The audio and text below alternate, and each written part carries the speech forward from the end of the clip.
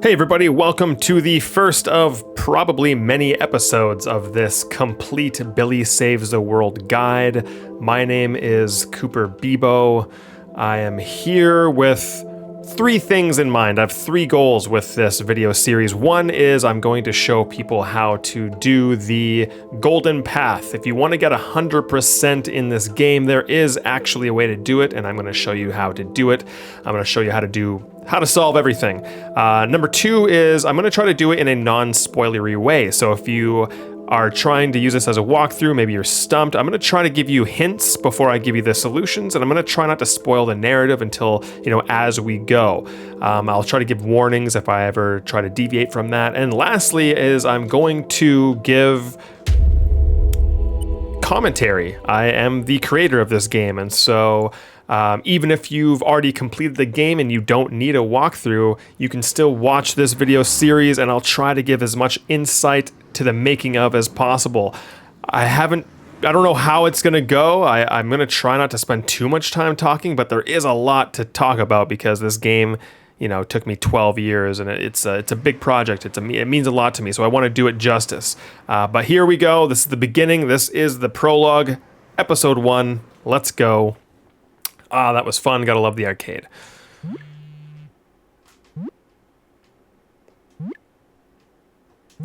So it was important for me to try to get things going as quickly as possible. I wanted the amount of time from when the player starts the game to when they get control to be as little time as possible. I wanted them to be moving around quickly.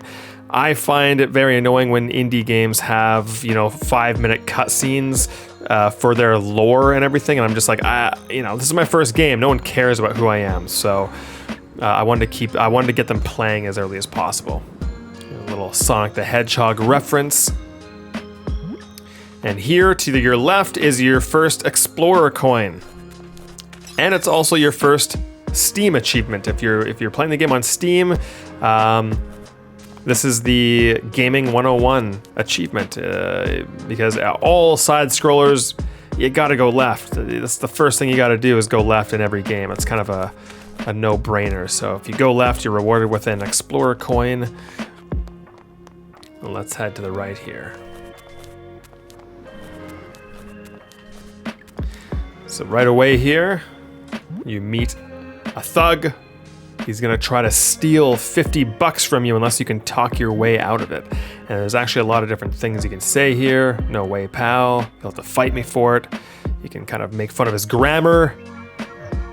Now, the thing you want to do here, so I'm gonna be going, I'm gonna be showing you the complete guide here. So there's no correct way to play it, but if you're going for the complete golden path, you're gonna want to say no way, pal.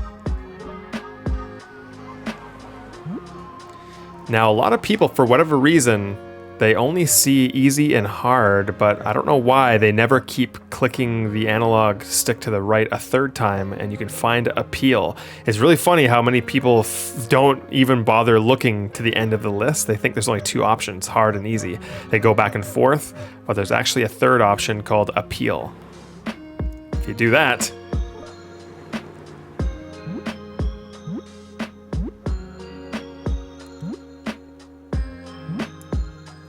you will have the thug scared and running home to Bertha, which means we get to keep our $50 here. So we get to keep our money, and that's going to come in handy later on. So Billy Saves the World is a narrative-driven platformer, which means there's going to be a lot of talking. That's the point. I wanted there to be, but not too. I personally don't think there's that much. If I could go through again and fix things up, I would probably take out some of the text. I think there's some jokes that don't work. You have to remember, I wrote this 12 years ago, and I think I could slim things down a little bit, but I don't think it's that egregious. I think there's other games that aren't even narrative driven that kind of spend too much time talking. And if you don't like talking, you can just skip a lot of stuff. So for instance, I don't have to talk to this guy. I'm going to, but you don't have to. You could just walk right on past him and go on your merry way. So if you don't like talking, just don't talk to people. But keep in mind it's if you go to Steam, it's called a narrative-driven platformer. So I was hoping that people would see that it's narrative-driven, though not a lot of people. I just saw one bad review saying there's too much talking. I'm like, well, you're playing a narrative-driven game. So what do you think? So this is a helpless man. This was animated by Kim Newton. This is actually just to prove how old this game was when I wrote it. This is an Angry Birds reference. Back when I wrote it, Angry Birds was relevant. Now be careful here. If you insult this person, this is my way of teaching the player that your choices have consequences. This is not like other games where if you say something rude, you can just go back and do the quest anyway. If you are rude to this guy, that's it. The quest line is over. One of the game's themes is living and accepting with the choices you make. And so right away, you're presented with a choice and you can actually permanently lock yourself out of ever doing it if you insult him. I'm going to go ahead and help him out so I can do the golden path here.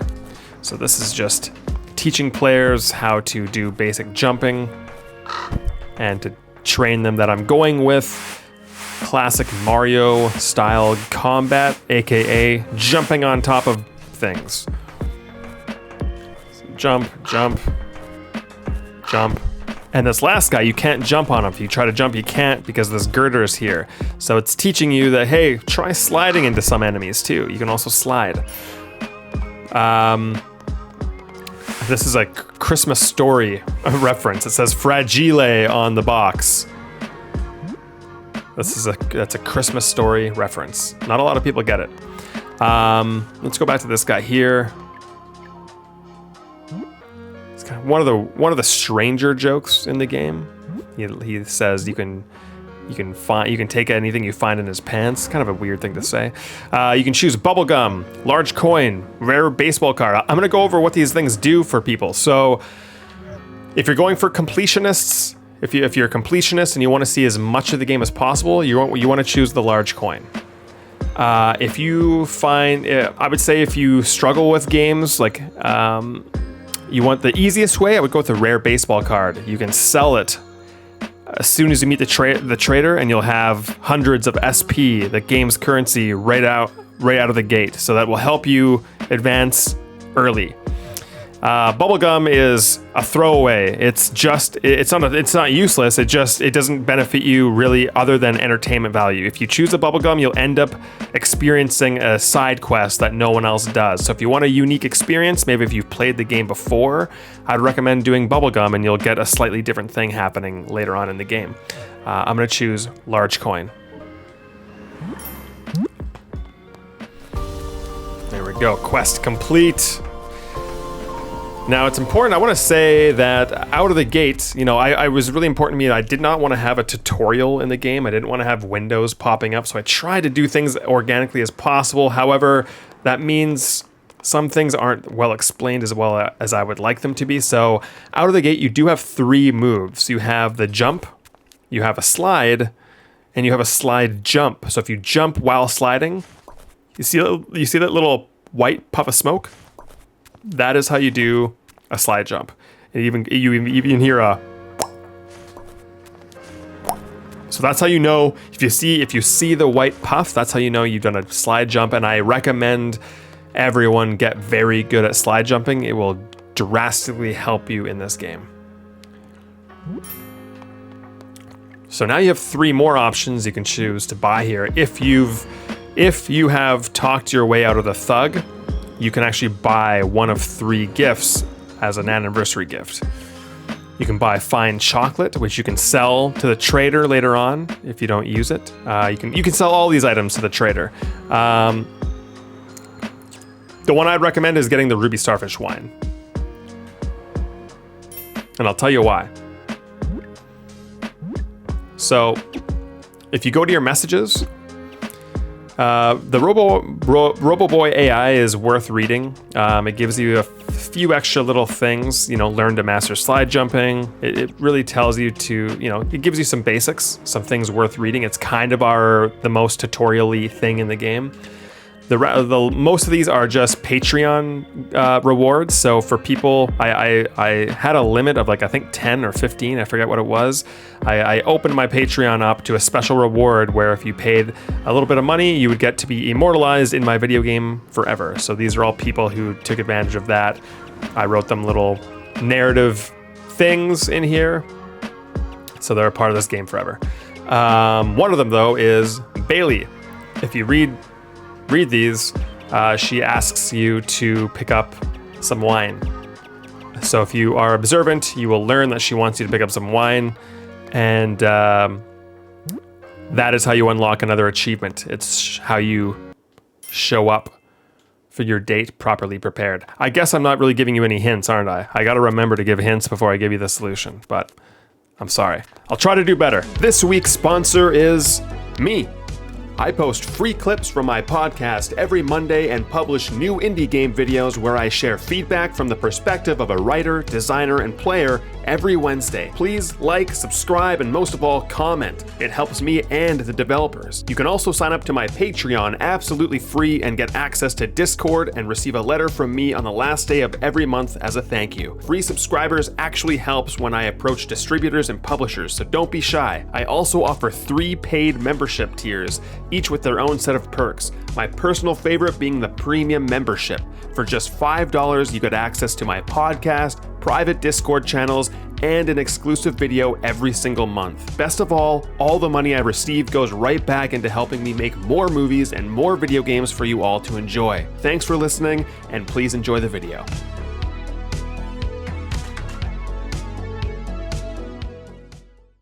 So this is the first little action sequence. You cannot die here. I didn't want people to die or take damage in the prologue. Let's see if this little thing happened here. I think the screen should push me forwards. Nope.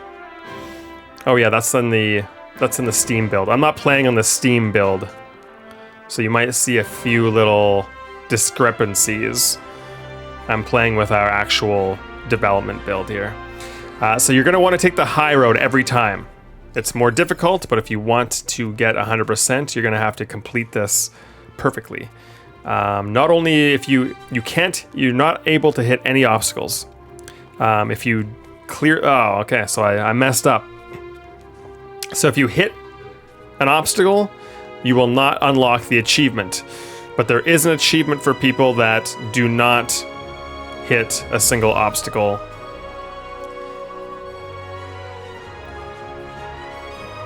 But the other reason you want to stay on the high road is there is an explorer coin at the very end here. Don't jump over it. Some people do.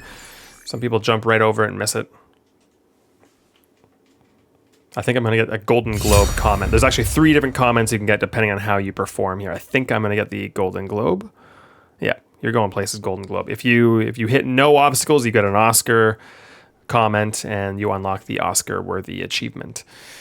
Now going forwards here, I have the wine, right?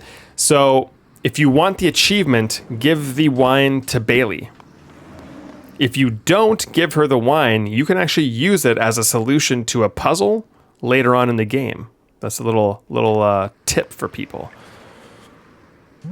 So you can be honest, cover up, or hey, this unlocks. If you have one of those items, she will respond differently depending on what you've purchased. I guess I'll give her the wine and I'll just tell you what the wine could be used for later on. So here you go. Use the wine, unlock the achievement. You've already gotten 3 achievements now. You got the coin at the beginning. You've flawlessly done the movie thing, and now you've given her wine. These are all just jokes. These are all just different things. It doesn't matter what you choose here. It's all just for fun. There's lots of different things. If you replay the game multiple times, there's at least different things you can say that will keep things interesting. You know, the Keep Our Goat Afloat Goat Boat Saver fundraiser. You hate boats. Okay, fine, I made that up. This is an important... There's some important lines of dialogue in this early part, and I'll point them out to you later on. So she breaks your heart.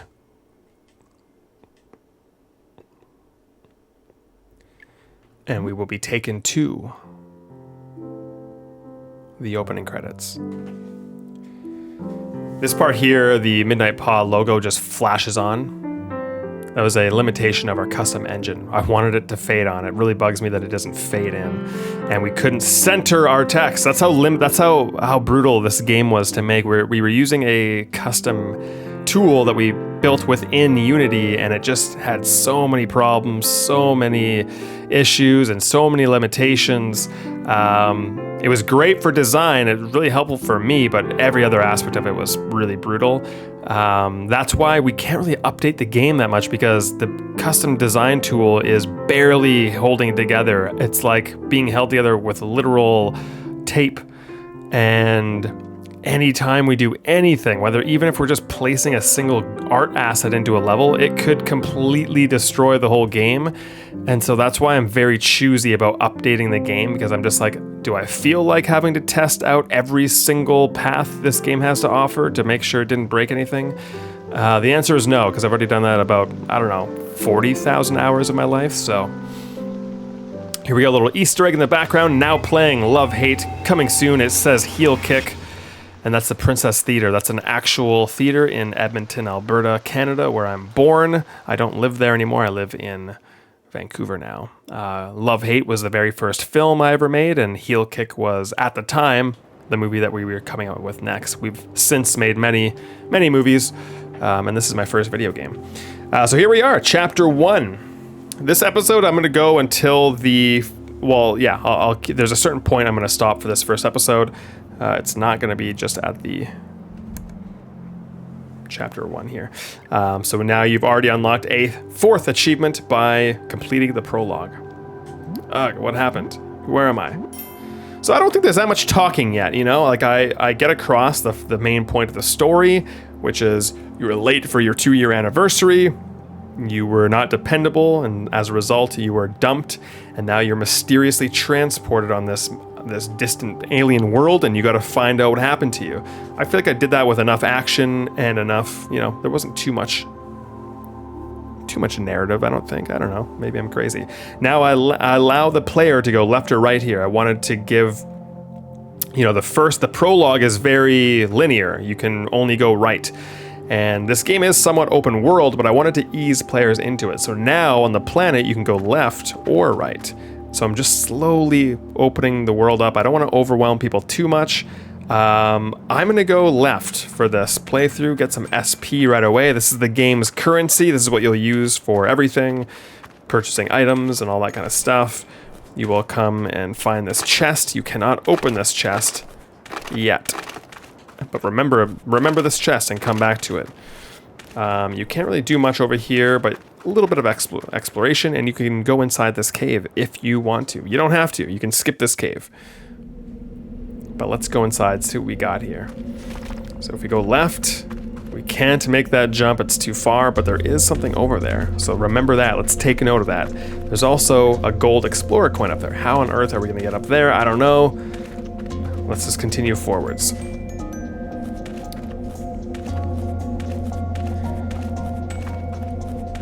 So this is teaching us about falling platforms.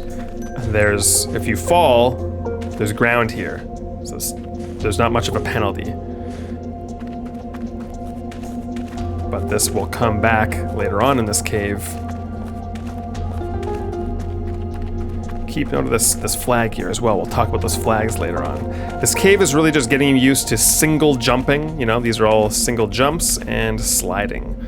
Sliding, single jumps, and falling and moving platforms. So here we go. We see the exact same platforms again, but this time there's no floor. So we better, now there is a penalty if we fall. And here we go. There's a moving platform. Now, I always thought this cave was very easy. I don't know. I play a lot of platformers. Maybe that's why. I think this stuff is all very basic, but I've heard people say that even this first cave is challenging. And whenever I hear someone say that, I'm like, uh-oh, you're in for a wild ride, because this is as easy as the game ever gets. Now we do get a reward. And I'll talk about the caves later on about how they're supposed to function, but that was a pretty basic one. The caves are meant to be just distractions for the most part. They're just like a fun little traditional platforming level. There are most of them, the majority of them are completely optional. If you love platforming, then you get extra challenge. You can try to complete them. Every cave is pretty massive in some, like they're small, but they have a lot of secrets. They're dense with secrets and secret paths. And I'll get into that later on. But every time you complete a cave, you do get healed fully, so they're pretty handy for that. If you ever find yourself low in health, do a cave and you'll get healed. So now we're meeting Mac. A little bit of a recap here, a little bit of comedy. Perhaps too much stuff here. I don't feel like anyone ever really laughs on any of this part here, so maybe I would cut it. I don't know. Usually when I watch people play, there's parts where everyone laughs, and so I'm like, okay, that's a good joke. And there's a few places where no one ever laughs, so I'm like, okay, maybe I should cut that joke. But not every time. But sometimes people enjoy things and they don't audibly make a sound. Like I do that all the time. So now you can choose to help him, cooperate. You can decline or persuade. It's mostly for comedy's sake, but if you cooperate, you'd get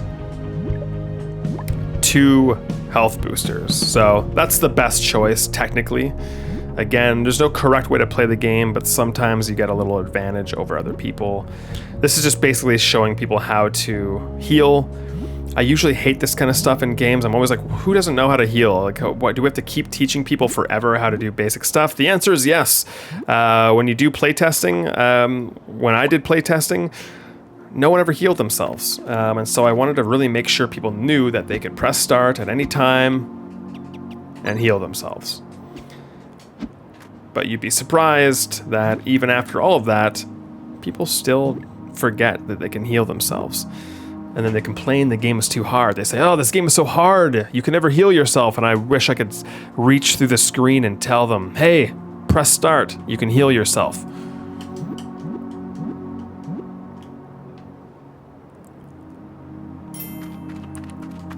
All right, so now we can, if you haven't noticed, we have a to-do list.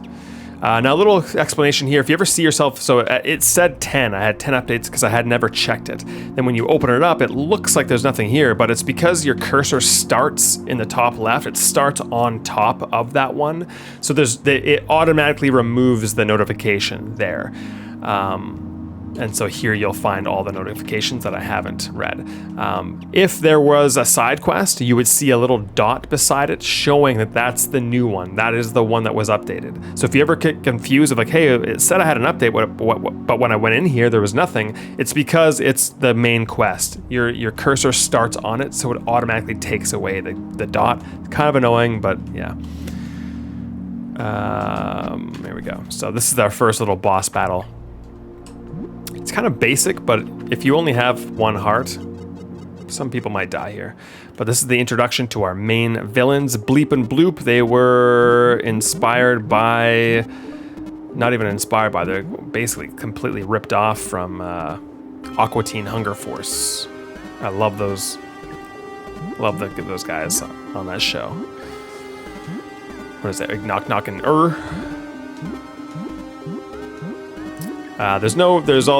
There's a bit of player choice here. You can choose whatever you want to say. It's all just for jokes and different dialogue. So again, if you replay the game, feel free to choose whatever you want.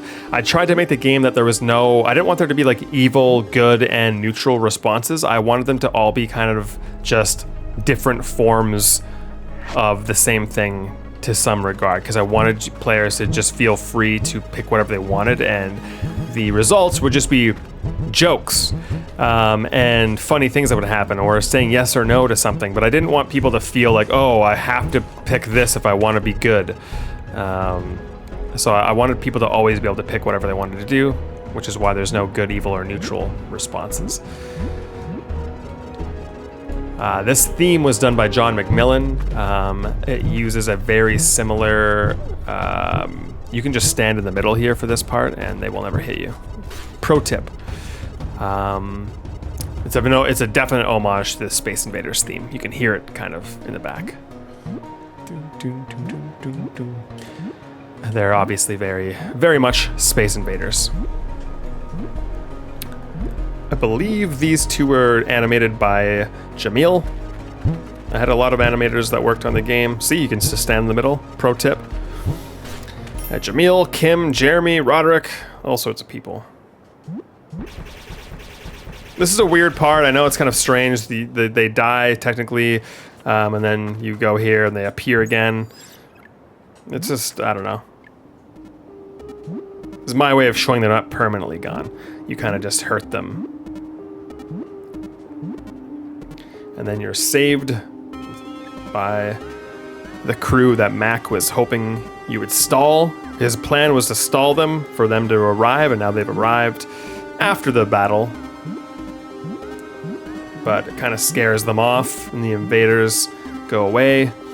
You've accidentally insulted them now based on accidentally, talking to them when you couldn't understand them. So you've upset them now, you've offended them, and you've beat them. So now they've vowed to get revenge on you. So now they say, let's go inside and talk to Mac. Let's get acquainted with everybody here. Again, you can choose some dialogue here, but it's all for jokes. There is some more drastic decisions to be made. For example, every decision in the prologue is actually pretty drastic. Everything you choose there affects the rest of the game. But then so far in chapter 1, like improvise a comeback, improvise an insult, defend yourself, these are all just for jokes. And I'm kind of skipping them so they don't get spoiled.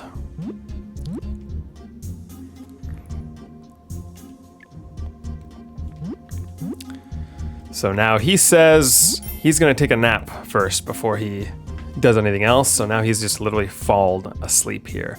So this is an example. So in chapter 1, you've now had the experience of action gameplay. You've done that cave. If you went in that cave, you did the cave. You did that movie scene. You've gotten used to the fact that, okay, so there is some platforming in this game. There is some action components. There's also some adventure components by talking to people.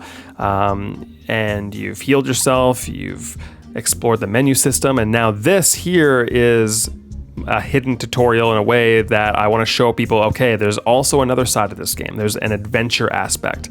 So this is one of the only times I forced people to do the adventure game aspect, but it's because I wanted to show people that there are two distinct styles of gameplay, that you can essentially lean the entire game from start to finish into more of an action platforming way or in more of a traditional adventure game way. So this is one of the only times I force people to have to solve this puzzle here. So you need to find out how to wake this guy up. How are you going to do that? You can talk to him. You can do these things here. You can yell at him. You can boo, or you can scream at him like a banshee. But none of them seem to work. So audio, yelling at him, doesn't seem to work. Let's explore this place. So we got the lab. I'm trying to give you hints here, so I'm not gonna spoil everything. Okay, there's water. Okay, so we got water. We can talk to Fitz.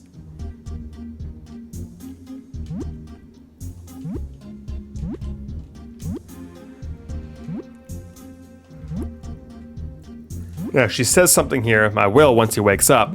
Ugh, again, he is such a heavy sleeper. Good luck waking him up. He is deafer than a doorknob, so audio's not gonna work, and it does not help that his sagging skin can barely recognize human touch, so touching isn't gonna work. What other senses could you use? He's asleep, he can't use sight. You can keep talking to her. There's more dialogue if you want to get to the most. That's another little tip for the game, is keep talking to every character. If you love talking, keep talking to them even when it ends. I didn't want to trap people into long dialogue loops, so I kept them short, but you can keep talking to NPCs and they'll say quite a bit of stuff. This guy won't talk to us at all. You can interact and examine all these little beds, the holodeck. You can look around here. You can sleep in this bed. A lot of people forget this, but you can sleep in this thing and always heal yourself to full. So anytime you're here, or if you're near the base, go into that pod and heal yourself fully. And then there's nothing over here. You can read this stuff. These guns were done by Roderick. He used Halo as an homage here. These are kind of assault rifles from Halo. I have lots of little Easter eggs like that in this game. There's tons. So here, oh, okay, what's this? Surface soil. Okay, so now I've got water, my universal translator, I got a large coin, explorer coins, heal potions, and surface soil. You can press Y to go to your upgrades. I'm using an Xbox controller. Here's all my upgrades so far. What's this say? The paper has a recipe on it. It says, to reverse any unwanted side effects, use anti-paste. 1 part's mud, 1 part's gel. Okay, cool. So now that's updated. So see here, see the little dot down below? When I go over top of it, it goes away. So that's to show you that's the one, this is the side quest. Remember that too. I read that if I mix mud and gel together, I can make anti-paste. That'll be a handy recipe to remember later on. Now you can talk to this robot here. You can press any button you want. So if you press the 3rd button, what happens? For whatever reason, this pressing the 3rd button makes you hungry for pizza. I don't think that's going to help us with this situation here. Let's go back in. 2nd button. He says something a little different every time, I think. Here's an Arrested Development Easter egg right there. But being blue is not going to help us, is it? Maybe it will. I don't know. What's the other one? Let's see what they all do. Ick, I smell awful now. Well, smelling is a scent. That's a sense. Maybe we can wake him up by smelling really bad. Yes. Okay. Ooh, so, all right, we've woken him up and we've completed part 1 of this little quest here. So now he's gonna go on a little bit of a thing, explain that he made a mistake. He accidentally opened up instead of opening up one portal from here out of here, he accidentally opened up portals everywhere else and brought people and creatures from all over the universe here as well, including you. So you will actually meet other creatures that were accidentally transported here, including Bleep and Bloop. They were also accidentally transported here. So he says he's got some stuff for you to do. But first you gotta, let's read what he said here. Before I can do anything, I need to get rid of my stench. I think this group of scientists can help me. Unfortunately, right as we were getting somewhere, their leader, Mac, fell asleep. Okay, so we did that already. So we need to cure right now we need to cure the stench. If you go back down here, to reverse the stench, hey, I wonder if we just go back and change it to a different one. Oh, okay. I can't do that. So how we have to reverse this. And what was it again? Mud and gel. So how do we do that? We don't have mud, we don't have gel. Well, wait, yeah, can we have water and soil. Let's try combining those two things. Okay, we have mud. Now we just need to find gel, but I don't think I have anything here that can make gel. So where are we gonna get gel from? Let's explore this place more.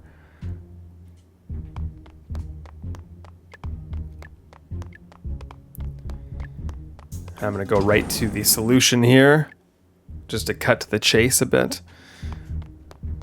If you talk to the characters, you know, well, I won't cut to the chase. Let's do it. Let me show you.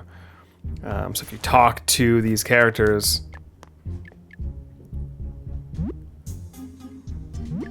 and you can't leave, you have to cure the stench. Maybe Fitz and Bronson can help us figure it out. Let's see. Ew, smells like you've been in Lee's room. Okay. She recommends making anti-paste. She says the ingredients are listed in his room. We already saw them. We already know what they are. It's mud and gel. Bronson won't talk to us, though. He just keeps telling us to scram. But maybe he'll change his mind now that we smell bad. Yeah, okay. So he's saying something else now. So he's got wavy hair. He's got some gel. Perfect. That's all we need. So now we can combine mud and gel. Make some anti-paste. Use it.